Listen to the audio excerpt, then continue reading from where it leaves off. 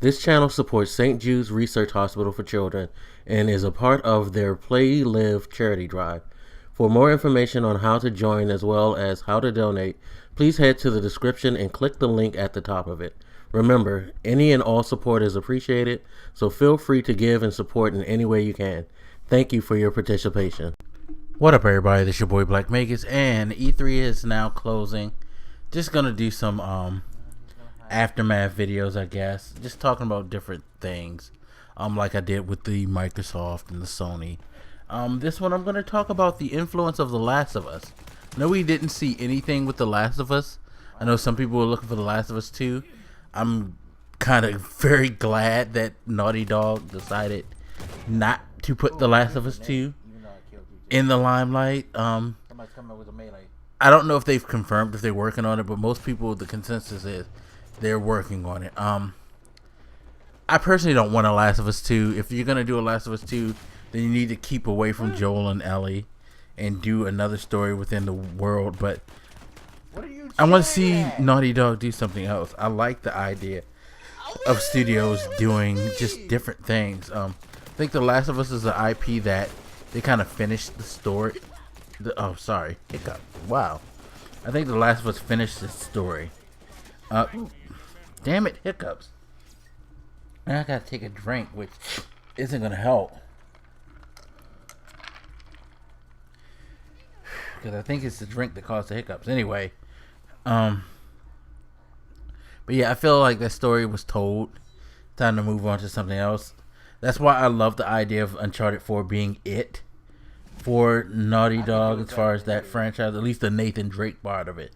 They can probably maybe find some other story within the universe, give it some time, hand it off to another character. But they said Nathan Drake's story is over. We're moving on, and I dig that. I dig it when studios can move on, and I feel like that's what should be done with The Last of Us. But going forward, if you look at some of the games that Sony showed at their press conference, such as, surprisingly, God of War 4. Not saying that I don't like God of War. I thought God of War was a cool button mashing action series. But at the end of the day, if you really break down God of War, and in particular Kratos, it's really not much substance.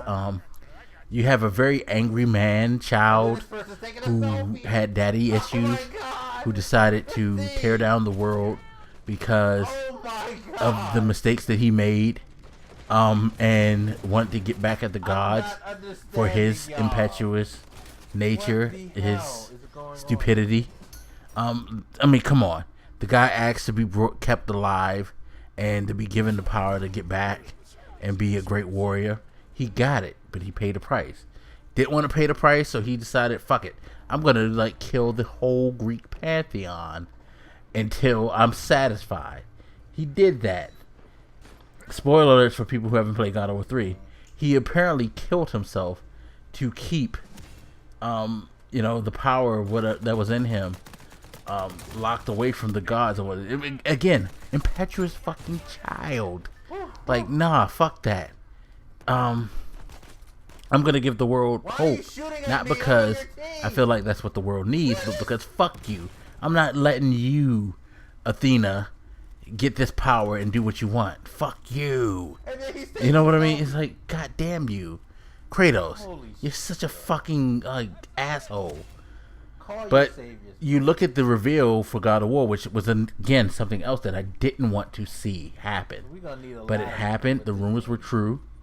But looking at that trailer, I have to say it's a very appealing version of Kratos and a really appealing version of God of War to me, because it looks like now they're going to focus in on a more personal story. They're going to flesh him out as a character who's grown, not a character who continually devolved into a bigger man-child than he was in the first one, but he seems to be growing and becoming a different person, a better person perhaps.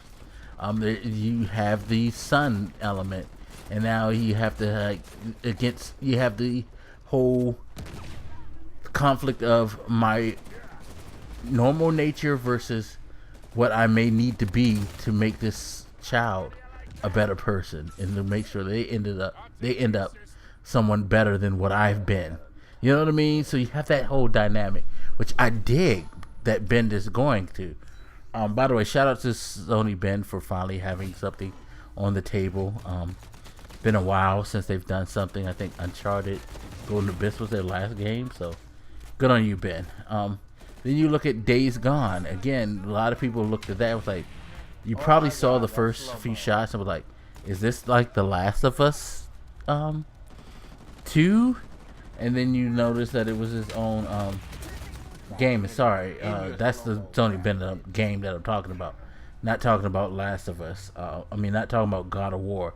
God of War is Santa Monica, but Sony Ben's game is Days Gone, which is sort of set in a similar setting to The Last of Us, but in a different take. But it looks very cinematic, and from what the first trailer they showed, there's going to be a deep story to this. Like, this character has depth. There's something personal that led to him being the type of person that he is in the middle of this crazy, chaotic kind of post-apocalyptic world. You know, I dig that. It's like, I feel like Naughty Dog with The Last of Us has truly encouraged people to take that leap, especially within the Sony family, to take that leap into a more fleshed out, character driven, personality, dialogue driven world where you can have like very engaging characters that leave lasting impressions, that have tons of personality, problems, issues, you know, relatable things on top of gameplay. It's not just being super action guy. You know what I mean?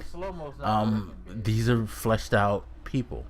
And it's funny because if you think back, you look back at certain things, like it may not been as well received as The Last of Us, but you can kind of see that influence in something like infamous Second Son, you know, where compared to Cole, Delson probably was a more fleshed out person. And again, I feel like that's all due to The Last of Us, because what they did was they put together a well-written, fleshed out story with deep, engaging characters who you could sympathize or empathize with, who you felt for tremendously. The conversations were deep, they were rich. The story made you think. It didn't shy away from putting you in situations that made you uncomfortable. You know, they gave you that cinematic feel. And now I feel like going forward, it's hell. Even with Horizon, that seems like that's going to have like a lot of depth to it. It seems like now we're getting games that I kind of really dig because they're going to be richer in quality and storytelling, on top of having great visuals, if that's what you're into, but also really good gameplay, solid gameplay. Yeah, I think we're moving into an era. I hope we're moving to an era where we're going to get games to be what people have said, at least developers have said they would like to get, which is they need to kill you because something that's akin to movies, that have those deep experiences like movies can have, and we can progress beyond just the basic action hero guy, shoot 'em up things.